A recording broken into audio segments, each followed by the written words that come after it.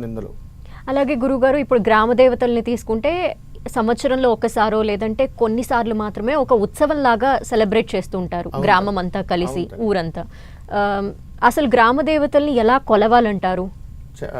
ఈ మధ్య కాలంలో మీరు గమనించండి, చాలా చోట్ల మీరు మనం ఎంత పట్టణాల్లో పెరిగినా ఎక్కడ పెరిగినా కానీ గ్రామాల్లో ఉన్నటువంటి గ్రామ దేవతల యొక్క శుభాశిస్సులే ఈరోజు మనం ఇలా ఉండటానికి గల కారణం.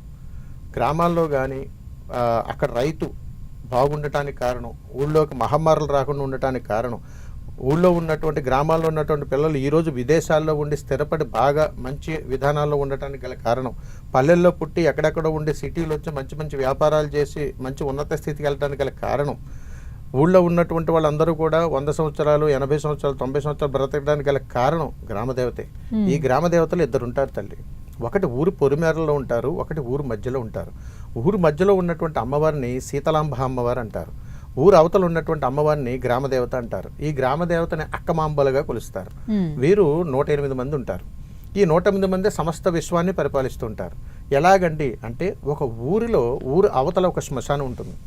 ఆ శ్మశానంలో ఆ పరమేశ్వరుడు కూర్చుని ధ్యాన ముద్రలో ఉండి ఊర్లోనికి ఉగ్రభూతాలు రాకుండా ఆయన అక్కడ కూర్చుంటాడు. వచ్చినటువంటి ఉగ్రభూతాలు ఊర్లోకి ప్రవేశించకుండా గ్రామదేవత అక్కడ కూర్చుంటుంది. ఆ తల్లిని కూడా తప్పించుకుని లోపలికి వచ్చి ఎవరింట్లో కన్నా చొరబడి ప్రమాదాలు సంభవించకుండా శీతలాంబ అమ్మవారు ఉంటారు.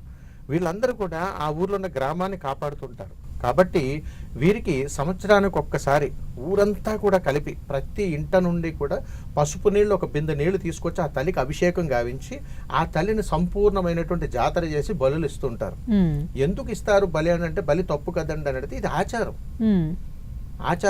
ఇది శాస్త్రంగా ఆచారం. తప్పనిసరిగా ఏంటనంటే, అది కూడా ఆ యోగము, ఆ అదృష్టము, ఆ జన్మ, ఆ యొక్క కర్మయోగం ఏ జీవరాశికి అయితే ఉంటుందో అది అక్కడ బలి అవుతుంటుంది.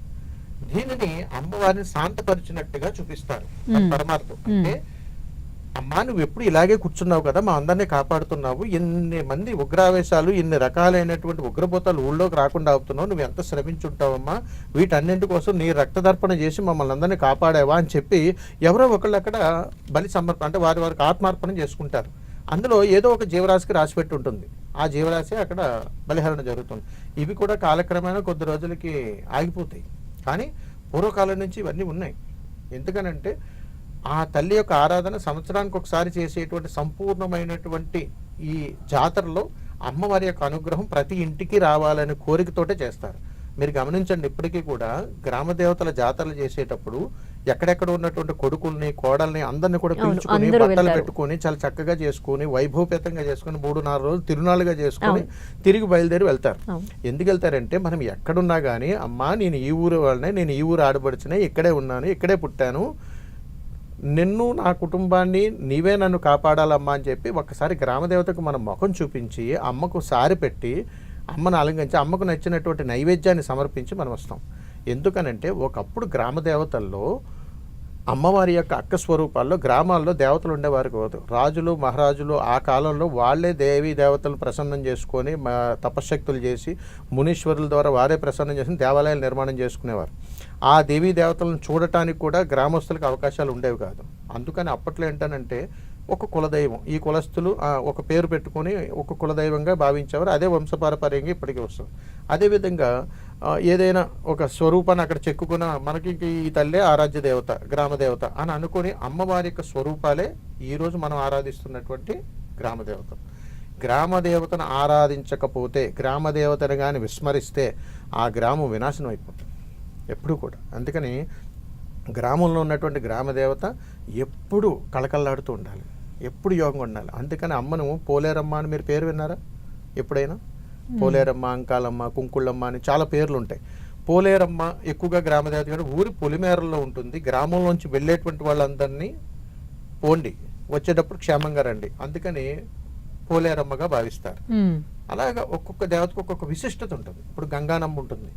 ఆ ఊరంతా కూడా పాడి పంటలు చాలా బాగుండాలంటే గంగానమ్మ జాతర చేస్తారు. అలాగా అమ్మవారికి ఉన్నటువంటి అనేక రూపాలలో ఆ గ్రామాన్ని బట్టి, ఆ గ్రామం యొక్క వైభవాన్ని అంటే గ్రామం యొక్క విశిష్టతను బట్టి గ్రామదేవత వెలుస్తుంది. ఇందులో చాలా శక్తివంతమైనటువంటి నిజంగా గ్రామదేవతను మనం ఆరాధిస్తే ఈరోజు మనం ఏ దేవాలయాలకు వెళ్ళక్కర్లేదు, ఏ విద్యలో అవసరం లేదు, అంత గొప్పగా ఉంటాయి గ్రామదేవతలు. ఆ గ్రామ దేవతల వైభవం కూడా అంత గొప్పగా ఉంటుంది. మనం ఎప్పుడైతే విస్మరిస్తామో ఆ గ్రామంలో కష్టాలు మొదలవుతుంటాయి. అందుకని ప్రతి సంవత్సరానికి ఒక్కసారి వైభవపేతమైనటువంటి జాతర ఖచ్చితంగా చెయ్యాలి, చేస్తారు. ఇది అది ఉన్నంతకాలం మనం బాగుంటాం. విస్మరిస్తే అనర్థాలు అనేవి ఉంటాయి. ఖచ్చితంగా జరుగుతాయి తల్లి.